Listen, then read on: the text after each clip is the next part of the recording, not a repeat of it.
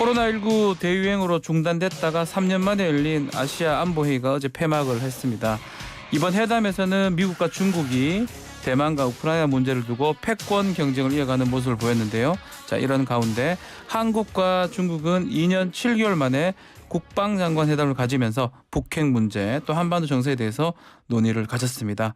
자, 이번 샹그릴라 대화에서의 한중 국방장관의 분석 또 미중 패권 구도 속에서의 중국 관계를 어떻게 풀어가야 할지 우수근 한중 글로벌협회 회장 연결해서 이야기를 나눠보겠습니다.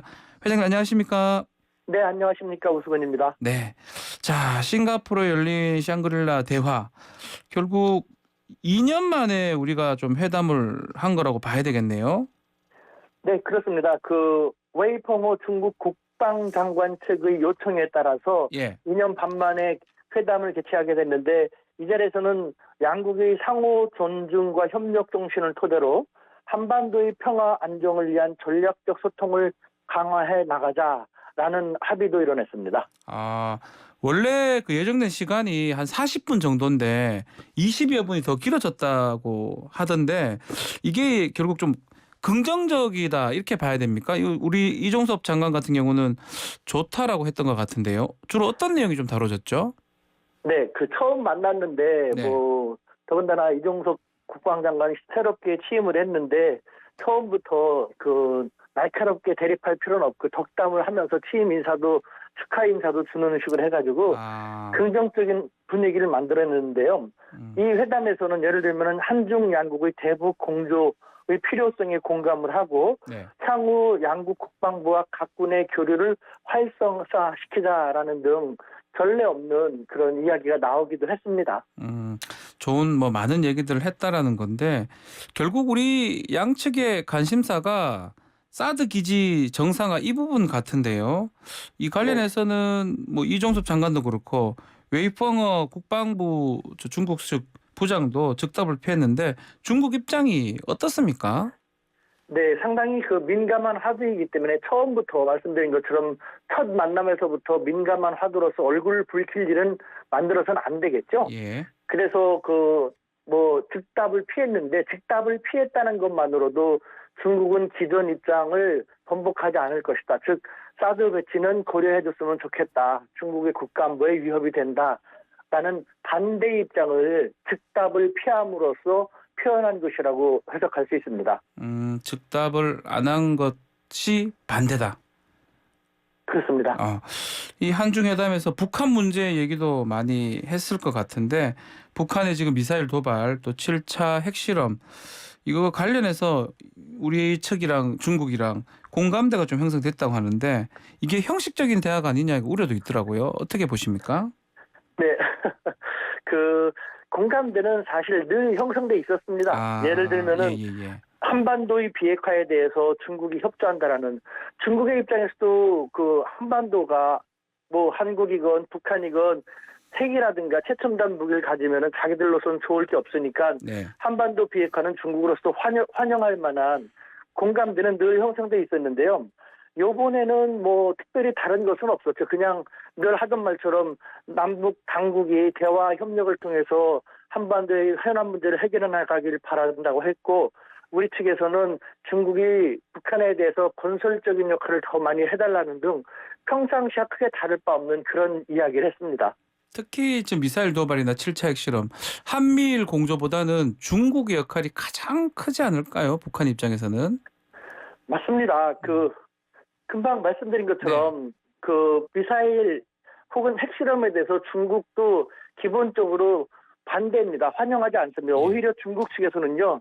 내심 북한 핵이라든가 미사일은 저 멀리 있는 미국에 대해서는 치명타가 될 수 없지만 북한은 예측 불가한 나라이기 때문에 언제 중국 대륙을 넣을지도 모른다. 중국은 이웃했기 때문에 1차적인 타겟은 중국이나 일본이 될 수 있다라는 불안함을 항상 갖고 있기 때문에 북한이 핵이라든가 미사일 개발하는 것에 대해서 좋아할 리가 없죠. 하지만 한편 또 중국 당국자들은 늘 그런 얘기합니다. 현실적으로 보십시오. 북한이 이야기를 들어주지 않는데 어떻게 끝까지 만류할 수 있겠습니까? 정말 골치 아픈 나라입니다. 라는 것인 것이죠. 아하. 네. 자, 그 외에도 한미일 국방장관 회담이 있었는데 이번 회담 통해서 한미일이 연합훈련을 정례화하기로 하면서 이게 인도 태평양 지역으로 보폭을 넓혀가면서 중국을 견제하는 모습을 보인 것 같아요. 이 부분 어떻게 보십니까? 그렇습니다. 그 중국이 상당히 그 불쾌하고 있는데요. 사실 그 한미일 국방장관 현재 우리 윤석열 정부는 그 한미일 삼각동맹으로 발전시켜 나가려고 계속 노력을 하고 있지 않습니까? 네. 그런데 국제정치 이론을 볼 때 동맹이라는 것은 동맹이 결성되기 위해서라면 반드시 공통의 적국이 있어야 되거든요. 네. 나 혼자만의 힘으로는 대적이 안 되기 때문에 동병상련의 다른 나라들과 힘을 합쳐서 공통의 적에 대항한다는 것인데 한미일 3국의 공통의 적은 결국은 북한이 아니라 중국이라고 중국은 생각하고 있는 것이죠. 중국이요? 예. 따라서 한국이 본래 미국이라든가 일본은 중국에 대해서 계속 적대시하고 라이벌 의식을 갖고 있었으니까 그렇다 치더라도 한국이 갑자기 균형 잡혀야 할 이 상황 속에서 미국과 일본에 더 가까이 감으로써 중국을 적으로 돌리는 동맹을 강화하고 미국의 입장에 더 강화한다라는 것은 중국의 입장에서는 싸움 말리는 신의가 더 밉다라는 그런 격이 될 수 있는 것이죠. 지금 말씀하신 것처럼 현 정부가 중국보다는 미국하고 일본 쪽에 조금 동맹을 강조하는 모습이거든요. 결국 이게 중국을 자극하는 거 아니냐 이런 우려가 계속 들리고 있습니다. 어떻게 보십니까? 자극하는 것 아니냐가 아니라 자극하고 있는 것이죠. 자극을 완전 하고 있다. 예. 네, 역지사지 입장에서 중국의 입장에 설 경우 말씀드린 것처럼 동맹이라는 것은 나를 겨냥한 동맹은 그 결국은 한국이 예. 미국과 일본과 힘을 합쳐 나를 적으로 돌리고 나와 싸움도 불사하겠다는 것인데 그럼 중국도 대처를 하지 않으면 안 되는 그런 상황이 되는 것이죠. 같은 맥락에서 지금 윤석열 대통령 나토 정상회의 참석하는 거 이거 자체만으로도 한중 관계 긴장이 좀 더 되는 거 아니냐 이런 분석도 있던데 이것도 그렇게 보시는 겁니까? 네, 중국 당국자들은 명확하게 그런 식으로 볼멘 목소리를 내는 것이죠. 이 나토 정상회의의 논의의 주제는 반러, 반중 연대 강하지 않냐. 그런데 그런 자리에 한국과 지정학적으로 멀리 떨어져 있는, 그래서 그렇게 관계가 강하지 않을 만한 나토 정상회의에 참석하면서까지 중국과 러시아를 적으로 돌림으로써 취할 수 있는 한국의 종합적인 국익은 도대체 뭔지 모르겠다라는 그런 것이 중국 당국자들의 볼멘 소리이기도 한 것이죠. 결국 이 한중 관계가 좀 더 나빠지고 이러면 중국의 보복이 가장 좀 우리 입장에서 두려운데 전에 인터뷰할 때 저희랑 같이 할 때 중국이 직접적이 아니라 간접적으로도 보복을 할 거다. 또 이미 보복의 가능성이 크다라고 이렇게 말씀하셨거든요. 네. 마찬가지입니까? 네, 그렇습니다. 다시 한번 말씀을 드리면요. 예. 이건 실컨, 조건, 긍정이건 부정이건 그런 가치 판단이 아니라 그만큼 다르다는 것인데요. 미국과 중국은 방법이 다릅니다. 미국은 마음에 안 들면 공격 경고를 하고 명확하게 제시를 하고 단호하게 공격을 퍼붓습니다만 중국은 처음부터 끝까지 간접적이고 은근슬쩍이면서 물에 술탄 듯 술에 물탄 듯 한한용도 있지만 없다고 계속 하지 않습니까? 예. 실컨 조건 이것이 중국 스타일인데 중국도 분명히 윤석열 정부가 들어서면서 더욱 빠르게 반중 전선 강화의 모습을 보이고 있는데 이것에 대해서 가만히 자시하고 있으면은 시진핑 정권은 중국 내에서의 지지도에 타격을 받을 수밖에 없거든요.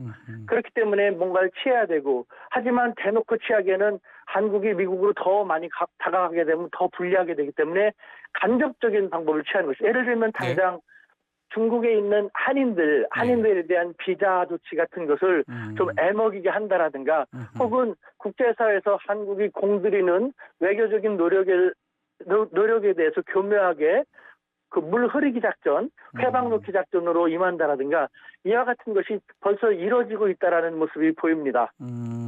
간접적으로도 지금 이미 일어나고 있는 것 같다라고 생각하시는군요. 자, 미국하고 중국의 공방정도 지금 샹그릴라 대화에서 이어졌는데 대만하고 우크라이나 그 현안 두고도 신경전이 좀 커진 것 같아요. 미국이 지금 대만 수호 이런 얘기를 많이 하는 것 같은데 이거 어떻게 보십니까?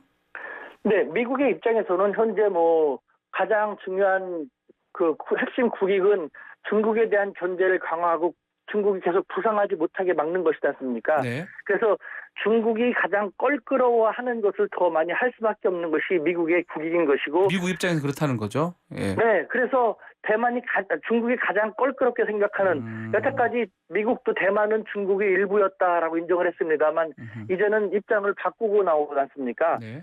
이와 같은 상태에서 뭐 중국은 대만은 자기 땅이라고 계속 주장해 왔는데, 대만을 미국이 독립을 부추기면서 도와준 듯한 모습을 보이면은 정말 일전도 불사하겠다라는, 중국으로서는 뭐 영토를 수호하겠다라는, 사수하겠다라는 강경한 입장을 보이면서 두 국방장관이 팽팽한 신경전을 벌이게 됐죠.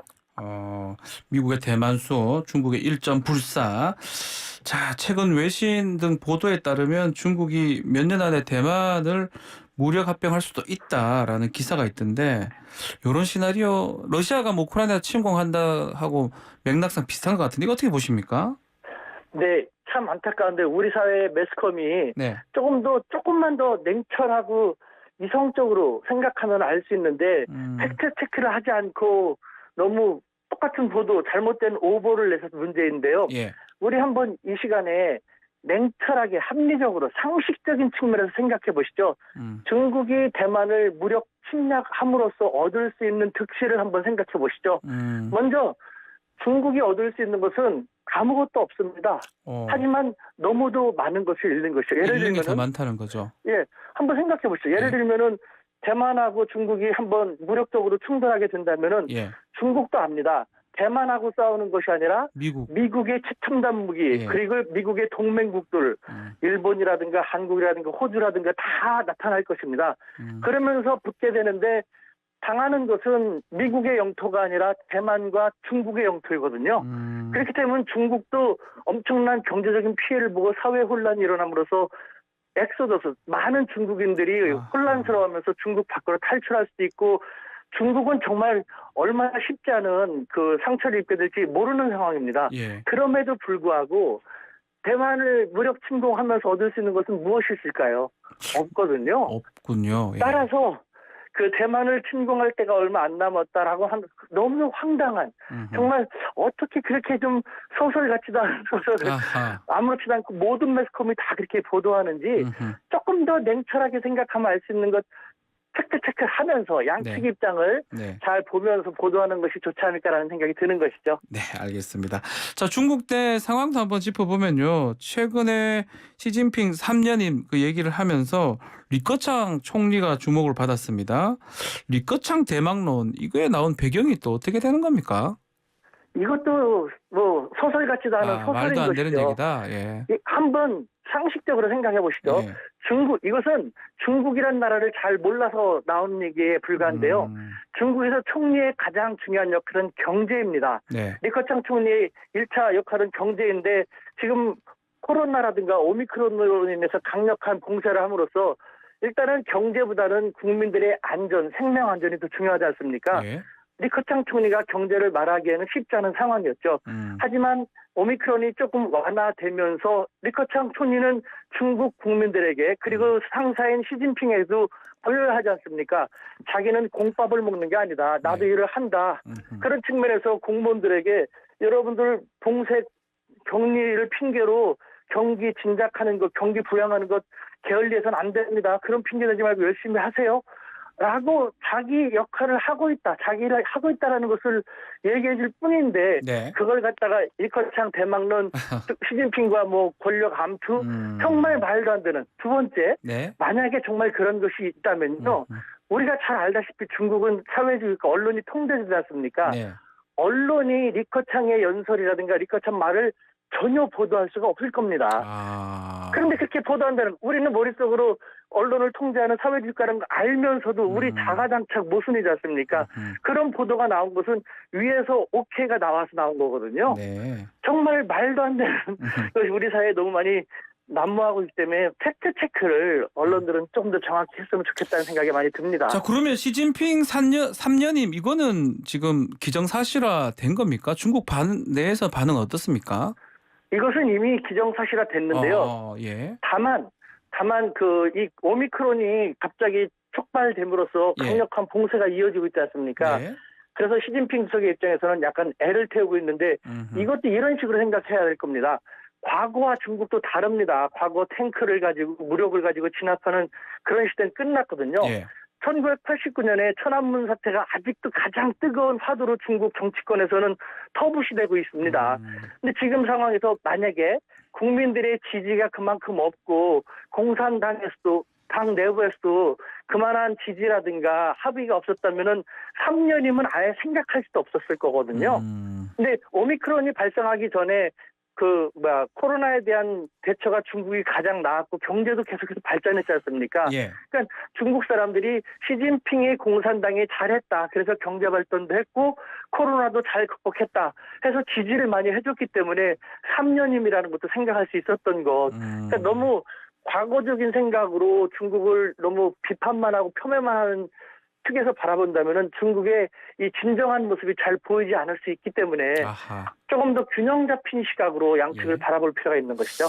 자, 끝으로 우리 윤석열 정부가 대중 정책 어떻게 이끌고 가는 게 맞는지 말씀 부탁드리겠습니다. 네, 지금 말씀드렸습니다만 우리가 중국을 잘 몰라서 네. 좀 안타까운 상황 속에 빠져들어가고 있다는 걸 몇 개 말씀드렸는데요. 네. 중국에 대한 외교 정책을 잘하기 위해서라면 중국뿐만 아니라 어떤 사람과 사귀고 어떤 기업과 교류를 제대로 하기 위해서도 지피지기가 가장 중요하지 않습니까? 네. 지금의 중국이 어떠한 상태고 우리는 중국에 대해서 어떠한 장점과 단점이 있는지 강점이 있는지를 면밀히 파악한 다음에 제대로 된 외교 정책이 성립이 된다는 생각이 듭니다. 현재 윤석열 대통령 주변의 외교안보 라인을 보면은 네. 미국은 잘 알지만 중국을 아시는 분들이 거의 없고 중국을 아시는 분도 저희들이 볼 때는 중국을 별로 안 좋아하는 중국 전문가들이 주변에 있습니다. 예. 그러니까 대통령의 입장에서는 미국을 강조하는 분들 외에 나에게는 예를 들면 지중 인사들도 옆에 있다라고 하지만 사실 그분들은 중국 대학에서 공부하지 않거나 혹은 공부했어도 이상하게 중국에 대한 반감을 상당히 많이 갖고 있는 그런 분들로 몰려있기 때문에 예. 이와 같은 상태에서 균형 잡힌 상태로 중국을 제대로 파악할 수 있을까?